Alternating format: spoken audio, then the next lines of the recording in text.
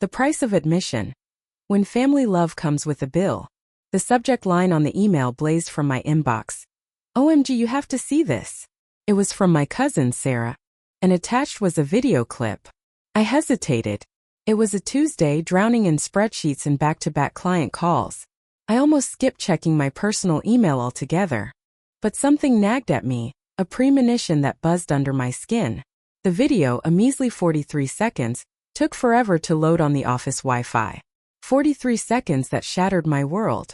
It was from our family's annual Christmas gathering last year. The one I'd missed because of a critical work emergency.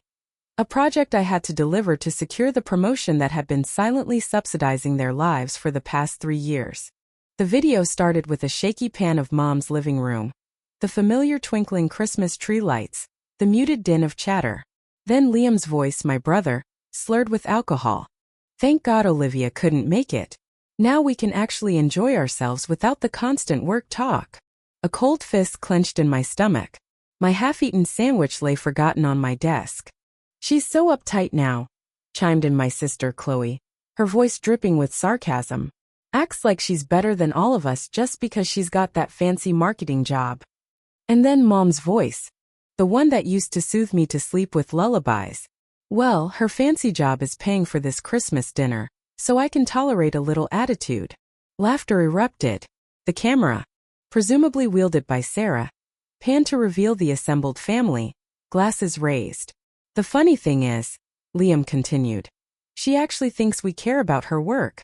Like any of us give a damn about marketing strategies or whatever it is she does. More laughter, louder this time. My father's voice, smooth and laced with a familiar kind of calculation, cut through the noise. But we care about her paycheck. To Olivia, our personal ATM.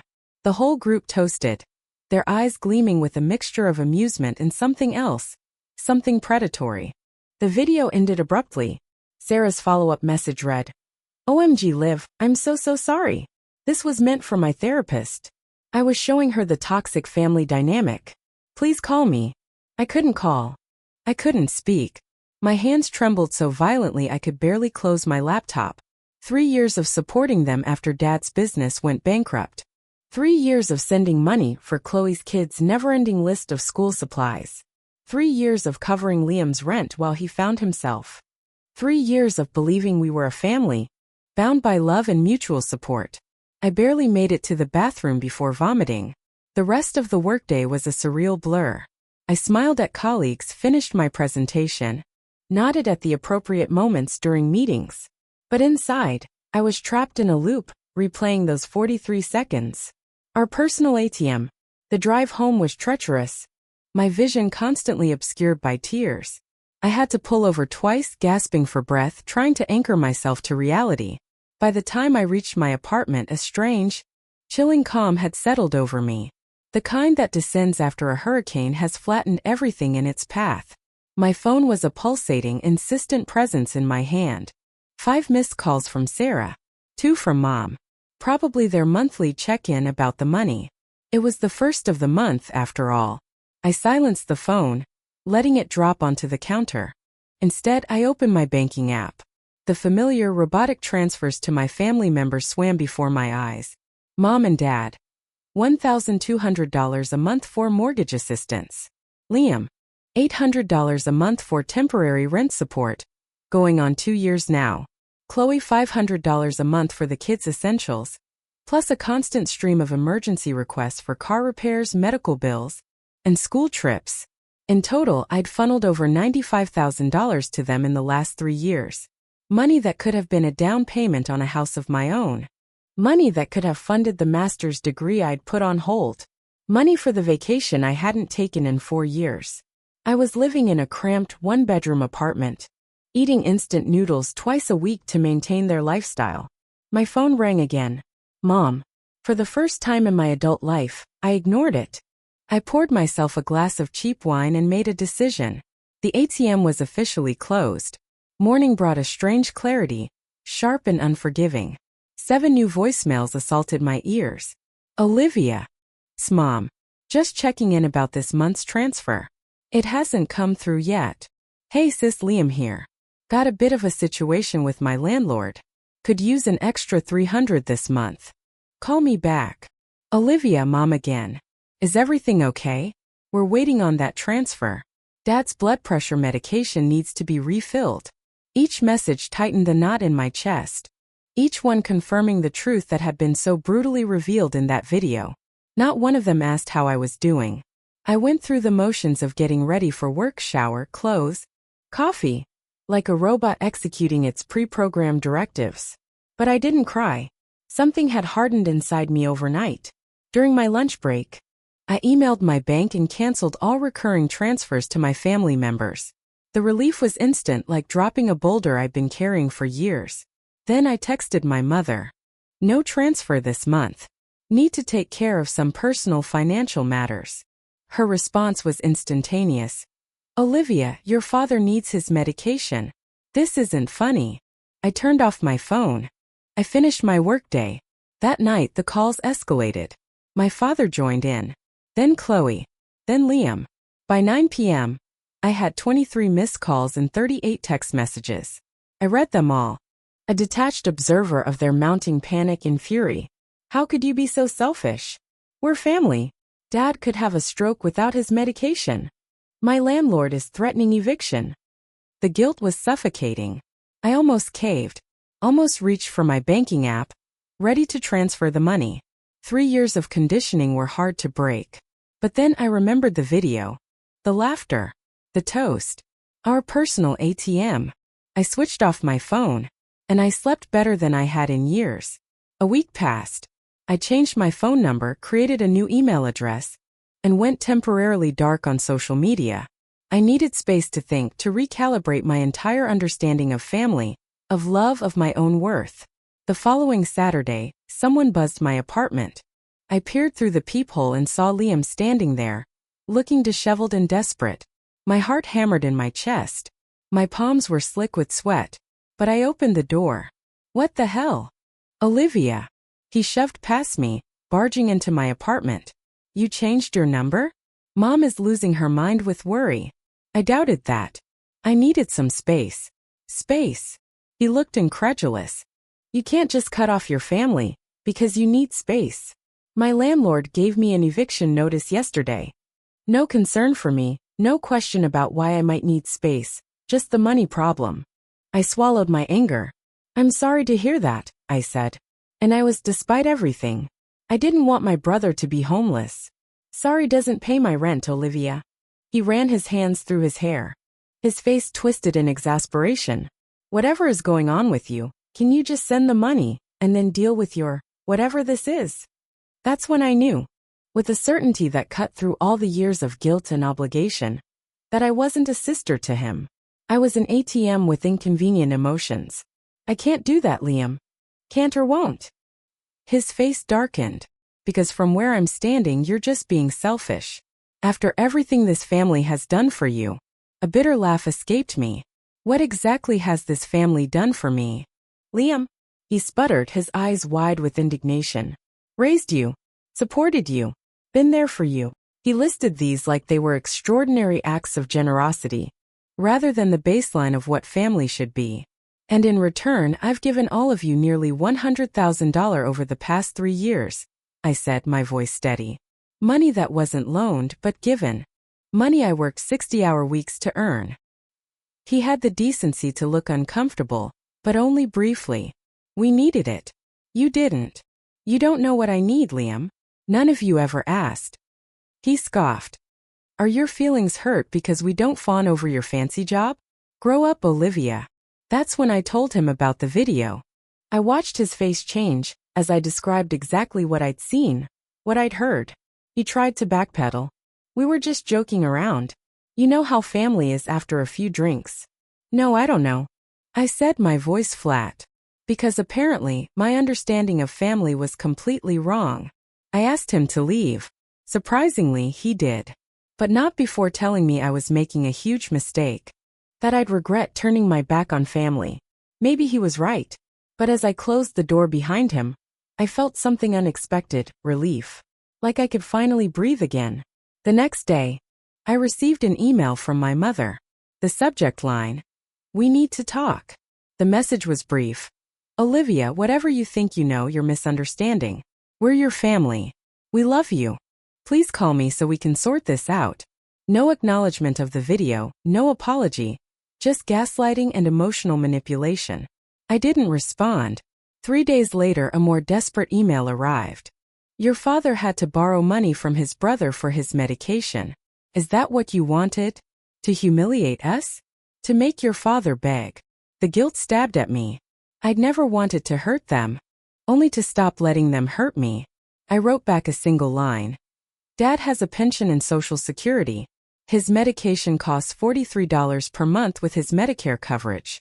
I knew this because I'd previously researched it when I started helping with their finances. They had income, not abundant, but enough to cover necessities without my help. What they didn't have was enough to maintain the lifestyle they'd grown accustomed to, the lifestyle my money had been funding. My mother didn't respond to that email. A month passed. The silence from my family was both painful and peaceful. I missed them, or rather, I missed who I thought they were. I missed belonging, having people who knew my history, who shared my blood. But I didn't miss the anxiety that came with every phone call, every text message, every family gathering where I felt more like a resource than a daughter or sister. During that month, I did something revolutionary. I started spending money on myself. I booked a weekend trip to the beach. I signed up for a photography class I'd been eyeing for years. I started looking at real estate listings for my own home, not just dreaming about it. And I started therapy. Because untangling yourself from people who have convinced you that their needs matter more than yours is complicated work. 6 weeks after Liam's visit, Chloe showed up at my office. I was walking out after work when I spotted her sitting on a bench near the entrance, her 2 kids beside her. My heart sank. Using the children was a low blow, even for them. Aunt Olivia. 8-year-old Lily ran toward me, arms outstretched. I hugged her tight, genuinely happy to see her. The children were innocent in all this. 5-year-old Ben followed, wrapping himself around my legs. We missed you. Mommy said you were lost, but we found you. I looked at Chloe over their heads. Her expression was a practiced mix of concern and relief. We've been so worried, she said, stepping forward to hug me. I let her, but remained stiff in her embrace. You disappeared on us, she whispered. I changed my phone number, I corrected. And I told Mom why I wasn't sending money anymore. She winced at the direct mention of money, glancing at the kids. Can we go somewhere to talk? Maybe get ice cream? She directed this last part to the children, who immediately began jumping with excitement. I agreed, not wanting to have this conversation in front of my workplace or disappoint the kids. We walked to a nearby ice cream parlor, the children chattering about school and friends, oblivious to the tension between their mother and me. After they were settled with their cones at an outdoor table where we could see them through the window, Chloe got down to business. Look, I don't know what happened between you and Mom and Liam, but I saw the video from last Christmas, Chloe, I said, keeping my voice low. Her face fell. She recovered quickly. Oh, that. You were all just joking around, Olivia. You know how family is. The same line Liam had used, like they'd rehearsed it. Joking about me being your ATM? About only tolerating me because of my paychecks. She had the grace to look ashamed. We'd been drinking. It was stupid. Yes, it was, I said, stirring my melting ice cream, no longer interested in eating it. But it was also honest. The most honest any of you have been with me in years. That's not fair, she protested. We love you. Maybe you do, I conceded. But you don't respect me or care about my well-being. You only care about what I can give you. She started to object, but I cut her off. When was the last time you asked me about my life, Chloe? About my dreams, my struggles? Have you ever wondered why I live in a tiny apartment while sending your kids to private gymnastics classes? Her silence was answer enough. I would have helped if you'd actually needed it. I continued. That's what family does. But you took advantage. All of you. And you didn't even have the decency to pretend to like me while doing it. Tears filled her eyes. For a moment, I thought they might be genuine, until she spoke. I don't know how we're going to make it without your help, Olivia. Ben's therapy sessions aren't covered by insurance. Lily needs braces soon. Always about the money. Never about our relationship. I sighed, suddenly exhausted. You'll figure it out, Chloe. The same way other families do. Budgeting, making choices, taking on extra work if necessary. That's easy for you to say with your big salary. My salary that I earned by working through weekends and holidays, by pursuing higher education, by making sacrifices. I met her gaze steadily. The same opportunities have always been available to you. She scoffed. I have children. That was your choice. The words came out harsher than I intended. I softened my tone. I'm not saying it's easy. I'm saying it's not my responsibility.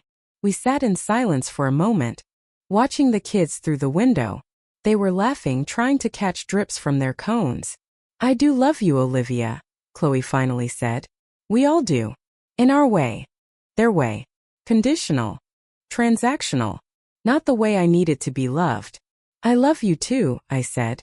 It was true despite everything. But I can't keep doing this. It's killing me. She nodded slowly, perhaps understanding for the first time that this wasn't a negotiation. It was a boundary. I treated the kids to another round of ice cream before they left, hugged them tight, and promised to send birthday presents. I wasn't cutting them off. They were innocent in all this. As they walked away, Ben looked back and waved, his little face serious. Bye, Aunt Olivia. Don't be lost again, okay? My heart cracked. I wasn't the one who was lost. 3 months passed. Fall turned to winter. The holidays approached, my first without family obligations. I bought myself a small Christmas tree, decorated it with ornaments I chose, not ones laden with childhood memories. I invited friends over for a potluck dinner on Christmas Eve. It was different, but not terrible. On Christmas morning, I woke to an email from my father, the first direct communication from him since everything happened. Olivia, it began. No dear or Merry Christmas. Your mother wanted me to reach out. Things have been difficult since you cut us off. Liam had to move back home. Chloe's kids won't get much for Christmas this year. Is that what you wanted? To punish the children. No mention of missing me at Christmas. No acknowledgement of why I'd cut them off. Just more guilt. I deleted the email without responding. New Year's Eve arrived. A fresh start. I attended a party at a colleague's house, laughed more than I had in months and felt lighter. At midnight, as everyone cheered and hugged, my phone buzzed with a text from an unknown number. It was Liam. Happy New Year, sis. I miss you. Can we talk? I'm ready to listen. I stared at the message for a long time. Was it genuine? Or another attempt to re-establish the financial pipeline? I decided it didn't matter. I wasn't ready to let any of them back into my life yet. Maybe someday. But not now. Not until I was strong enough to maintain my boundaries. I didn't respond. I was building a life that was truly mine, not mortgaged to support others. In April, exactly 1 year after seeing the video, I received a letter from my mother, handwritten, 10 pages long. I almost didn't open it, but curiosity won out. My dearest Olivia, it began. Already different from my father's terse email. She wrote about how the past year had forced them to confront their behavior, how they'd taken me for granted, used me. She acknowledged the video, saying those moments haunted her now. We were wrong, she wrote. So terribly wrong. Not just in what we said that night, but in how we've treated you for years. I have no excuse other than to say that it happened gradually, first a small loan here, then another there, until we began to expect it. To feel entitled to your success without considering the cost to you. She went on to describe how they'd adjusted to life without my support.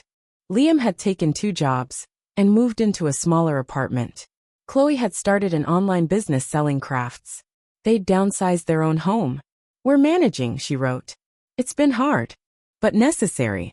We should have been doing this all along, instead of depending on you. The letter continued with memories from my childhood, good ones, times when we'd been a real family before money complicated everything. I'm not writing to ask for anything, she concluded.